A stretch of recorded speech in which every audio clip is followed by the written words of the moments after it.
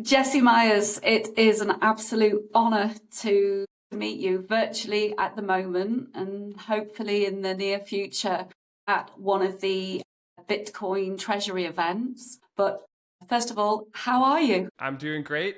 Looking forward to this conversation. Pleasure to meet you. I'm sure we will, see each other in the real world with hats like that all around. Yeah, I'm sure you might have seen me wearing this rather a lot. So for the benefit of anybody listening to this podcast, I've got my smarter web hat on, wear it out and about a lot, try and do an awful lot. So that's my first disclosure really, is that I'm a huge supporter of Bitcoin treasury companies and in particular the smarter web company. So that's my advertising done for the moment. You probably may know that we're called To Be or Not to Be, from blockchain to Bitcoin and everything in between. So my first question is going to be, where do you stand on that spectrum? Yeah.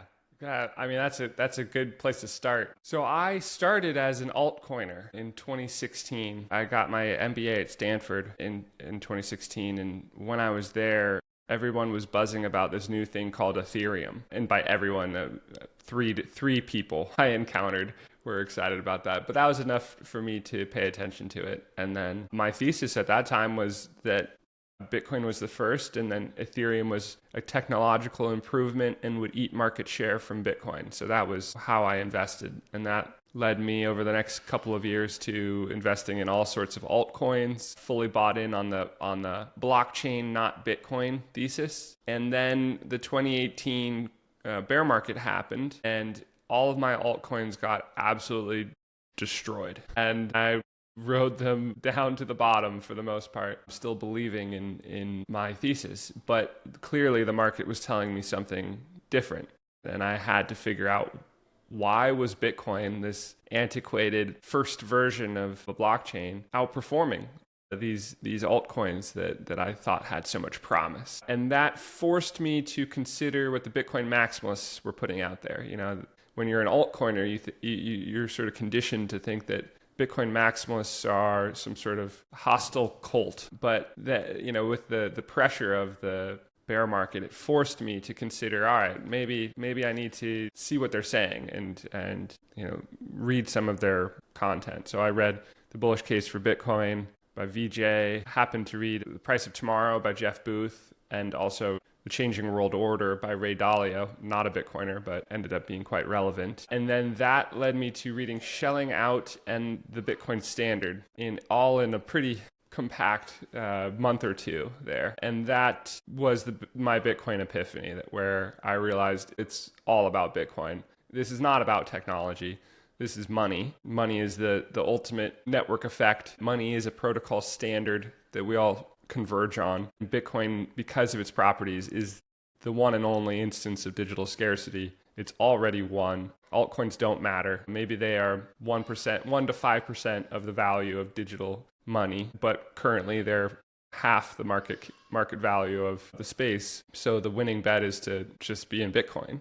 And you're throwing darts anyway with, back then there were like 7,000 altcoins. Now there's 37 million. So you're truly throwing darts. So that was my process of coming to Bitcoin and realizing that, altcoiners think they know about Bitcoin. Every altcoiner starts by learning about Bitcoin and thinking, I wish I had bought some of that. And then you hear about the other new altcoins and you think, oh, this is my chance to be early on something. And from that point on, you stop thinking about Bitcoin ever. But it's all about Bitcoin. It always has been. And, the Bitcoin maximalists understand that. The Bitcoin treasury company advocates understand that. And most of the world is still catching up. And that really is actually playing out at the moment. That's the conclusion that I've come to. But we have this huge ecosystem now, the stable coin, the crypto ecosystem.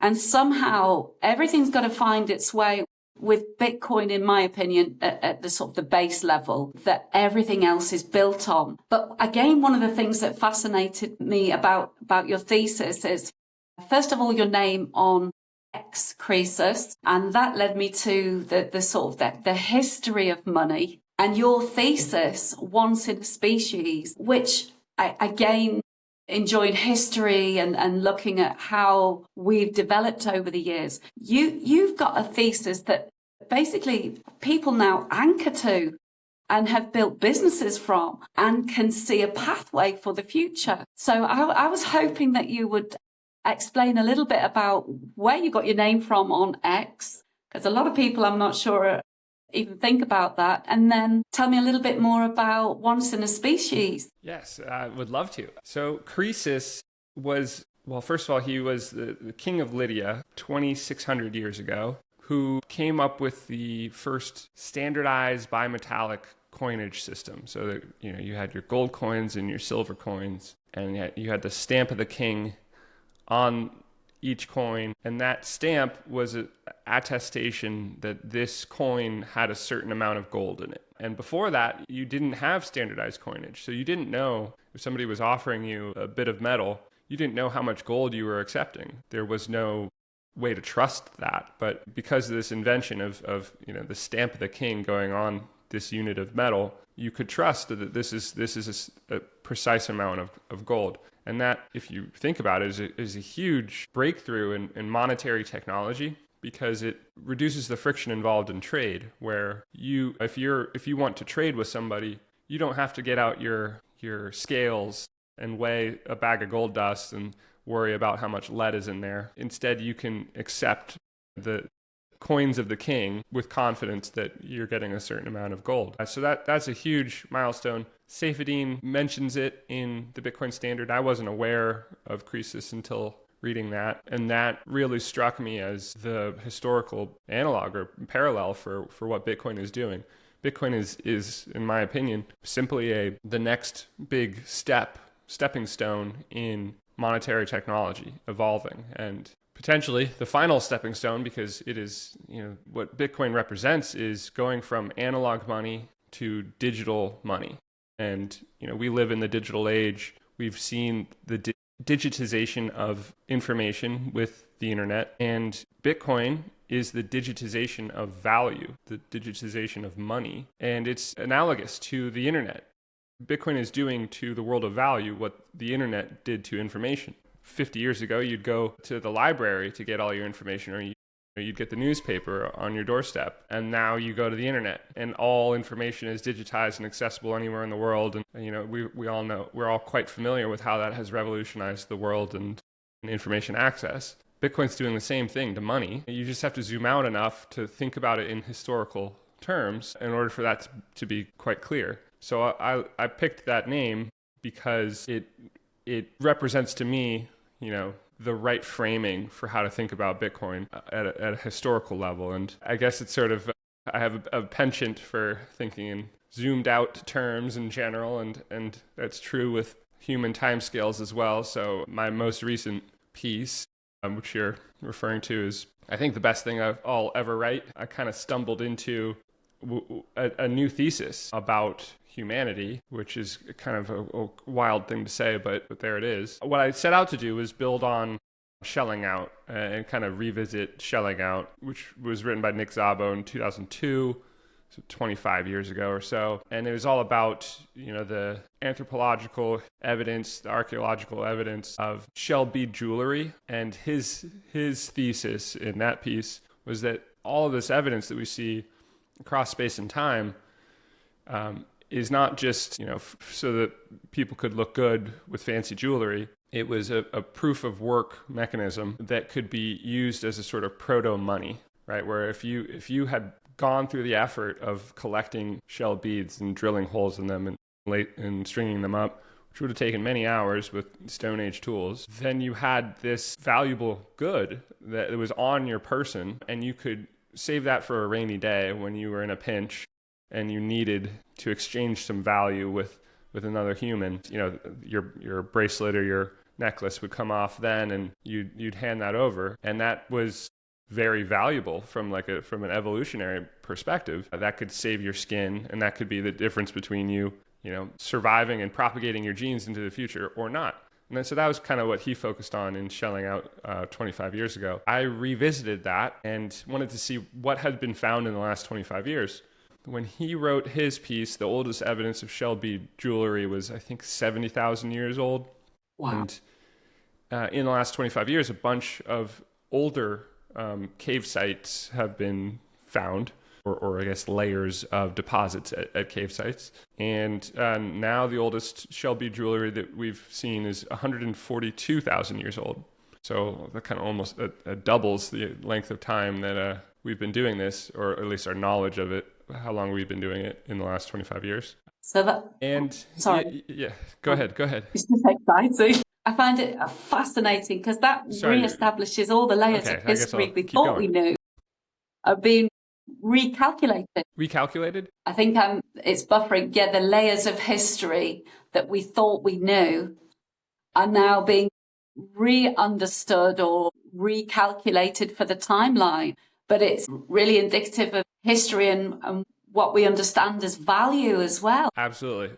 Fully agree with that. Yeah, it's wild to think about. You know, humans were not all that different from how we are today. 100,000 years ago, even 300,000 years ago, you know, we're genetically the same. And that's, you know, when you think about it like that, all these, and you think about the vast expanse of time that constitutes, there would be all sorts of human stories that played out, and we've only found a tiny, tiny fraction of them in deposits and cave sites, because that's like the logical place to look. And yeah, it does make you wonder. And kind of going down that rabbit hole, there's some great academic research on paleoanthropology and paleoarchaeology, which is kind of most interesting. You know, the classic cave sites in France where there's, you know, paintings of megafauna on the ceiling, and like what were they doing, and how were they, why were they making these paintings?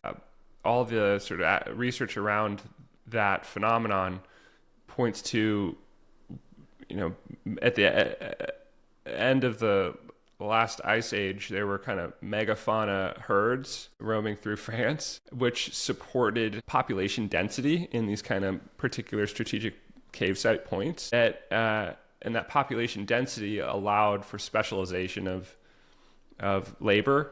So you'd have your sort of artist or / maybe mystics that would be supported by a whole kind of, you know, proto civilization societal structure. And then the ice age ends and those megafauna herds disperse and disappear, and that civilization collapses, which is just fascinating stuff. So, you know, and how many other times in the last 200,000 years did we have that kind of, you know, the budding conditions of civilization coalesce, only for it to be, you know, wiped away before it could reach a critical mass of you know, organizational structure, basically. So anyway, I love that stuff, and I think that, yeah, so that's why I wanted to dig into, you know, revisiting shelling out. What I wasn't expecting to stumble across was a bit of neuroscience research that was put out a few years ago that identified that there's a mutation in a particular gene in Homo sapiens that is different from archaic humans, meaning Neanderthals and other earlier versions of Homo, and that point mutation caused a particular protein to go into overdrive, basically, that is important in neurogenesis in a particular area of the brain, the frontal lobe at the outermost layers of the brain, which is where abstract thought happens. So kind of tied in with everything I've been looking into about emergent monetary behavior, and made me realize that, you know, the art that you see explode whenever Homo sapiens show up in an area goes hand in hand with also an abundance of shell bead jewelry all of a sudden showing up, and that may, both of those facts may come down to, well, this subspecies had brains that were wired a little differently. They had an overdrive interest in abstract thought, and that would mean art, and also symbolic behavior like having money, coveting scarce assets, going out of your way to cultivate that, hold on to that, value it, and use it, because you have this brain that's wired for more abstract thought than your predecessors. So that kind of all came together for me into a piece I put out, Once in a Species, which I'd sort of been meaning to write for a handful of years, but I didn't know what I would stumble into when I sat down and did the research for sort of 6 months leading up to writing that. I didn't know about that neuroscience discovery. And yeah, the kind of the net of it was putting out a thesis that is, as far as I know, is new to the world, that Homo sapiens advantage as a species may come down to our use of money, which is based on our brains being wired slightly differently, having an overdeveloped region for abstract thought, which may have allowed for the critical mass necessary for the network effects of monetary behavior to snowball, and that money itself and valuing scarce assets may be our defining species level advantage that caused us to outcompete Neanderthals and other early human species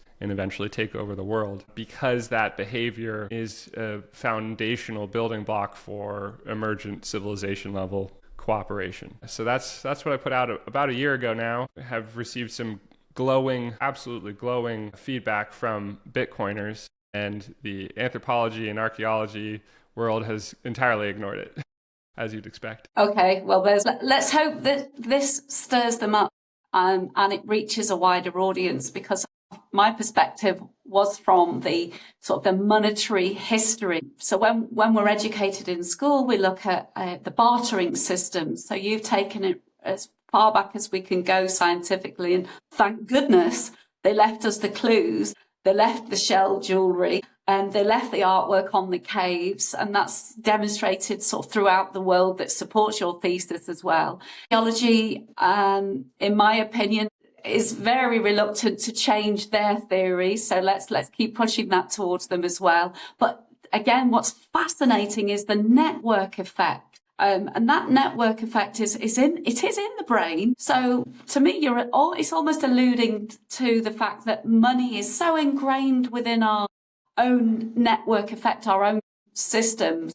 We don't even think about it. So we accept the current status quo. We accept what we believe money to be without even thinking about it. And one of the things that led me towards Bitcoin was thinking about money, the monetary system, and the history of money and where it came from, and can we make it better? Because clearly at the moment we are not doing a great job with the old fiat system. And that's one of the reasons I really wanted to talk to you, was to dive into the history of money. And again, when we look at this further, I think there is a connection between our brains, our systems, the networks that we have, and the fiat monetary system that we've accepted today as that's it, that's what we have. And it's not necessarily so. We can change and we can take an extra leap. So on that basis, it's fascinating. And I also want to say a real big thank you, Jessie, for taking the time to explain that today. But put you under a little bit of pressure here and say,